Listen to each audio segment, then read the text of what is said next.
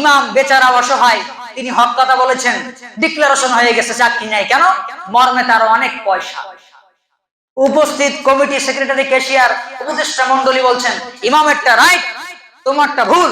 মর্মে বলছে আমাকে চেনো, তোমার ওই মসজিদে 2 টন রড আমি দিয়েছি, একতলার ফাউন্ডেশনের সমস্ত দায়ভার আমি নিয়েছিলাম, আমার নাম আব্দুল কুদ্দুস। মর্মে এরকম বক্তব্য ভাষণ দেয় কি দেয় না?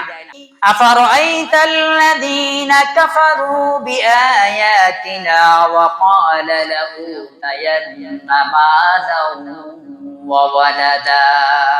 পড়ুন আল্লাহু আকবার। অত্র সূরা মারইয়ামের ৭৭ নম্বর আয়াতে আল্লাহ তাআলা তিনি বলেছেন আফারাআইতাল্লাযী, নবী আপনি কি তাদেরকে দেখেননি? নবী আপনি কি তাদেরকে দেখেননি, তাদের দিকে লক্ষ্য করেননি? তারা কারা? আল্লাযীনা, যারা কাফারু বিআয়াতিনা, মহান রবের কোরআন অস্বীকারী। আছেন এরকম? সুদ ঘুষ কি জায়েজ না হারাম? বলেন, সুদ ঘুষ কি জায়েজ না হারাম? অনেকে মানে না, আছে না নাই? মিথ্যা কথা বলা কি হারাম? বলেন, মিথ্যা কথা বলা কি হারাম? মিথ্যা কথা বলে না, বলে কিনা, তার মানে সে কোরআনকে অস্বীকার করল। চগলখুরি করা হারাম, গোয়েন্দাগিরি করা কি হারাম, মুনাফিকি করা হারাম। এগুলো সমাজে আছে না নাই? এগুলো যারা করে তারা আল্লাহর কিতাবকে অ্যাভয়েড করেছে, আল্লাহর কিতাবের সাথে সে যুদ্ধ করেছে, আল্লাহর কিতাবকে সে অস্বীকার করেছে। আল্লাহ তাআলা বলেছেন, নবী আফারাআইতাল্লাযী কাফারা বিআয়াতিনা, মহান রবের নিদর্শন কোরআন অস্বীকারী লোকদের দিকে আপনি তাকিয়ে দেখেন না, তাদের অবস্থা কেমন? কেন তারা আল্লাহর কিতাবকে অস্বীকার করে? 2টি কারণে। কয়টি কারণ? 2টি কারণে। তারা সুদ ঘুষ বুঝে না, হালাল হারাম বুঝে না, বৈধ অবৈধ বুঝে না, ন্যায় অন্যায় বোঝে না, ভালো মন্দর পার্থক্য নির্ণয় করতে বোঝে না। সব নাকি এখন একাকার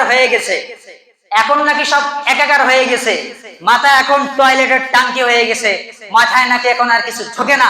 আল্লাহ তাআলা তিনি বলেছেন ওয়াকালা লাউতায়ান্না মালাউ ওয়া ওয়ালাদা, ওরা বিরুদ্ধ আচরণ করেছে, ওরা আল্লাহর কিতাবের আইন মানেনি। ওরা বলে লাউতায়ান্না, আমাদের কাছে তো আসছে প্রতিনিয়ত, আমরা বড়লোক হচ্ছি। ডায়লগ কি? আরে সুদ ঘুষ, আমি যে সুদ খাই, আল্লাহ তো আমাকে গরিব বানায় নাই। আমি যে ঘুষ দেই, আল্লাহ তো আমাকে অসুস্থ রাখে নাই, আমি তো সুস্থ আছি। আল্লাহ আমাকে আর পয়সাওয়ালা বানাচ্ছে। আরে সালাত আদায় করলে রিজিক বাড়ে, সালাত ছেড়ে দিলে রিজিক কমে। এ কথা যখন আপনি বলছেন, ইমাম ওয়াজ করছে, তো বলছে হুজুর জীবনে 40 বছর পরে সালাত ছেড়ে দিলাম, কই কোনোদিন তো রিজিক বন্ধ হয় নাই। এরকম আসে না অনেকে? উত্তর দেয়, কই খারাপ তো কোনোদিন হলো না, তুমি খালি বলো সালাত আদায় না করলে পাপ হয়, কই কোনোদিন পাপ তো দেখলাম না। এরকম নাস্তিক আসে না নাই? কথা বলে না কেন? নামধারী মুনাফিক আসে না নাই? নাস্তিক আস্তিক আসে না নাই সমাজে? আল্লাহ তাআলা সূরা মারইয়ামের ৭৭ নম্বর আয়াতে তিনি বলছেন লাউতায়ান্না, ওরা মনে করেছে আমার কাছে খাজনা আসে, ওরা মনে করেছে আমার অর্থ সম্পদ বাড়ে, ওরা মনে করেছে আমার ছেলে সন্তান বৃদ্ধি পায়, ওরা মনে করেছে আমার গাড়ি বাড়ি বাড়ে, ওরা মনে করেছে আমার অর্থ সম্পদ বাড়ে। মর্মে মালাউ, অর্থ সম্পদ বৃদ্ধি পায়। ওরা আল্লাহ যে ওকে পরীক্ষার জন্য অর্থ সম্পদ দিলেন, আর ও আল্লাহর বিরুদ্ধে যুদ্ধ ঘোষণা করলেন, ধনাত্মতাই। মর্মে পয়েন্ট নাম্বার 1 খেয়াল করবেন, ধনাত্ম ব্যক্তিদের দ্বারা ইসলামের ক্ষতি বেশি হয়। মর্মে হাদিস রয়েছে। আল্লাহ তাআলা সূরা কলামে তিনি বলেছেন ধনাত্ম ব্যক্তিরা অহংকারী হয়, জাহান্নামী হয়, তাদের দ্বারা ধর্মের ক্ষতি হয়। আমি মনে কথা বোঝাতে পারিনি। মর্মে টাকার গরম। মর্মে কি বলেন তো?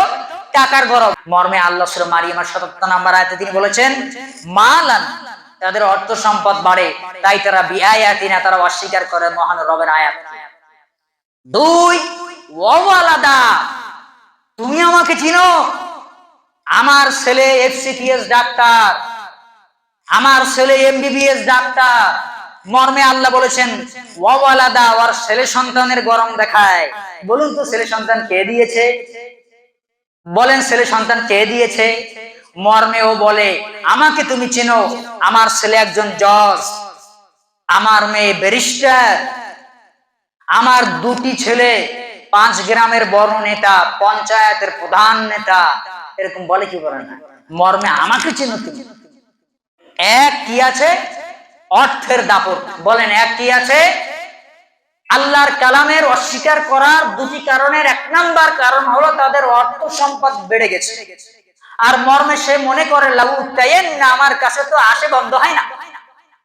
ইমামের চাকরি যায় মুসল্লির কারণে মাসে 2 জন, বছরে 6 জন।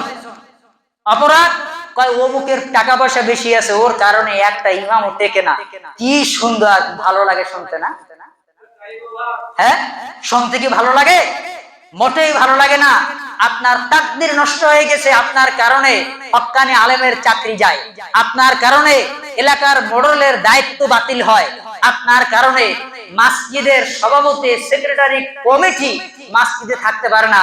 মর্মে আপনার টাকা আছে দাপট তাই। জি।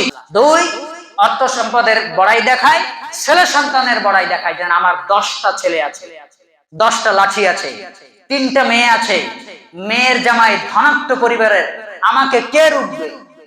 এরকম দাপট আছে না নাই? ছেলের দাপট, মেয়ের দাপট, অর্থ সম্পদের দাপট। খবরদার, এই দাপট দিয়ে ইসলামে টিকে থাকা যাবে না। এখানে টিকে থাকতে হলে কোরআন লাগবে, টিকে থাকতে হলে আল্লাহর নবীর আদর্শ লাগবে।